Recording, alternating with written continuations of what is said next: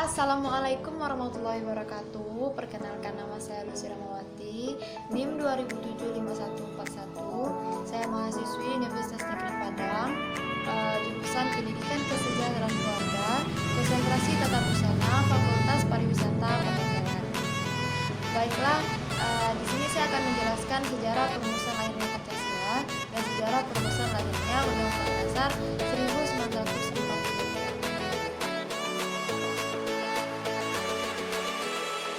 Pertama, yaitu perumusan lahirnya Pancasila.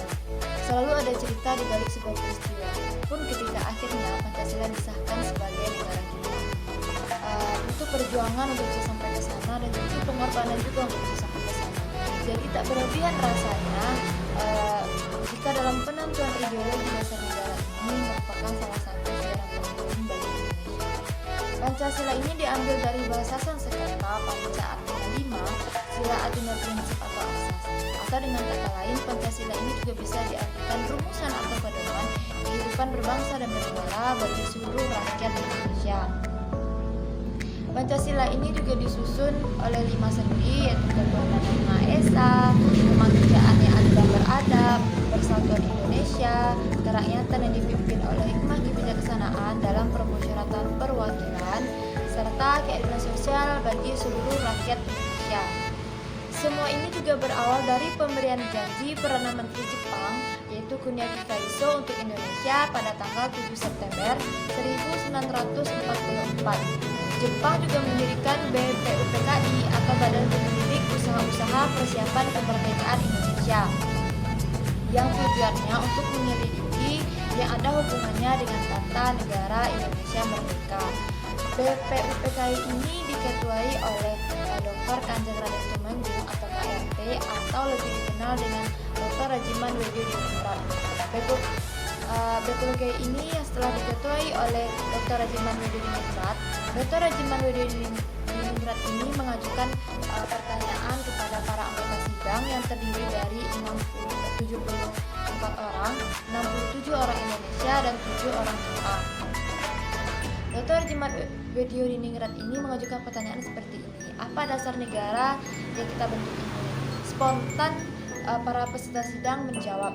Tak lupa pula, Min pun ikut menyuarakan di dalam pidatonya pada tanggal 29 Mei 1945. Beliau mengatakan pada dasar-dasarnya seperti pri kebangsaan, pri ketuhanan, pri kemanusiaan, pri kerakyatan, dan kesejahteraan rakyat. Beliau mengatakan dia telah memanggil sesuai dengan peradaban, agama, kehidupan bernegara yang telah lama berkembang di Indonesia. Pada tanggal 1 Juni 1945, Ibnu Soekarno pun ikut menyuarakan dalam pidatonya yang diberi judul Lahirnya Pancasila. Pada saat itu, Ibnu Soekarno mengatakan dasar-dasar seperti adanya kemanusiaan, adanya demokrasi, ketuhanan, sesuai dengan yang telah diajukan Ibnu Soekarno. Sontak para pengikut sidang saat itu menyetujui apa yang telah dikatakan oleh Ibnu Soekarno. Maka ditetapkanlah pada tanggal 1 Juni 1945 lahirnya sebagai hari lahirnya Pancasila. Sebelum berakhir sidang pertama, juga dibentuk Panitia 9 atau lebih dikenal dengan Panitia 9. Jadi pada Panitia 9 ini tugasnya itu untuk merumuskan kembali dasar negara, dan dasar negara ini juga diberi nama Piagam Jakarta atau Jakarta Charter yang disahkan pada tanggal 22 Juni 1945. Setelah disahkan, adapun rumusan atau penetapannya, yang pertama rumusan Piagam Jakarta atau Jakarta Charter pada tanggal 22 Juni 1945. Yang kedua, rumusan pembukaan Undang-Undang Dasar 1945 pada tanggal 18 Agustus 1945. Yang ketiga, rumusan Konstitusi Republik Indonesia Serikat pada tanggal 27 Desember 1949. Dan yang keempat itu mukadimah pembukaan Undang-Undang Dasar 1945 Yang sementara itu pada tanggal 15 Agustus 1950, dan yang terakhir rumusan pertama sesuai dengan rumusan kedua yang berkaitan atau bisa dikatakan sebagai dekret presiden pada tanggal 5 Juli 1959.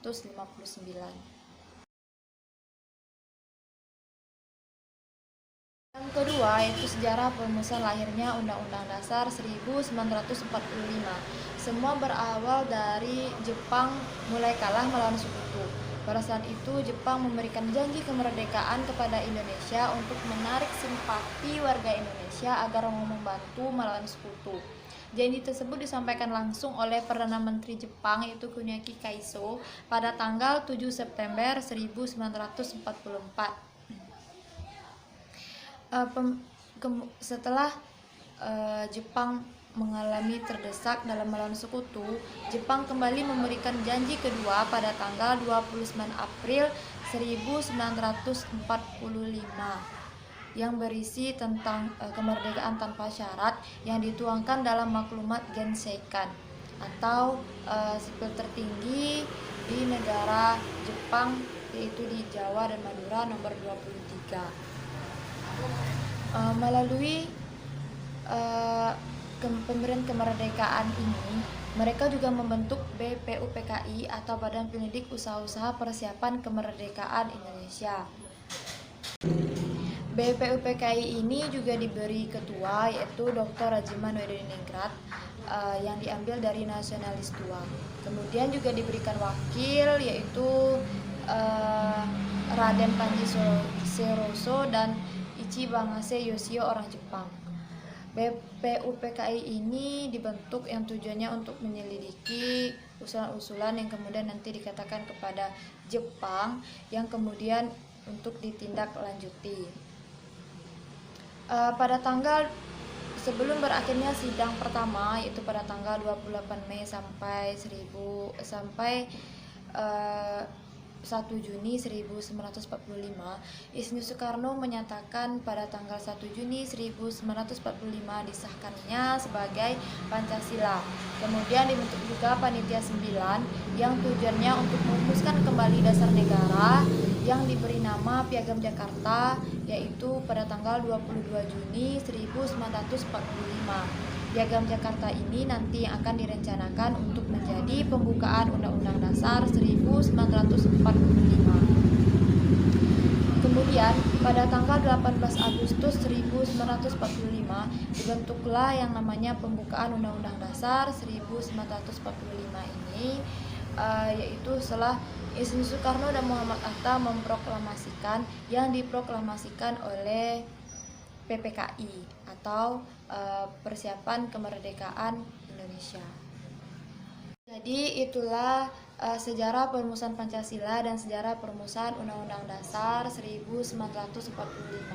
Saya Lucia Mawati, mohon maaf atas kesalahan. Maklum saya belajar bukan mengajar di sini. Mohon maaf atas kesalahan ataupun kata-kata yang salah, saya mohon maaf.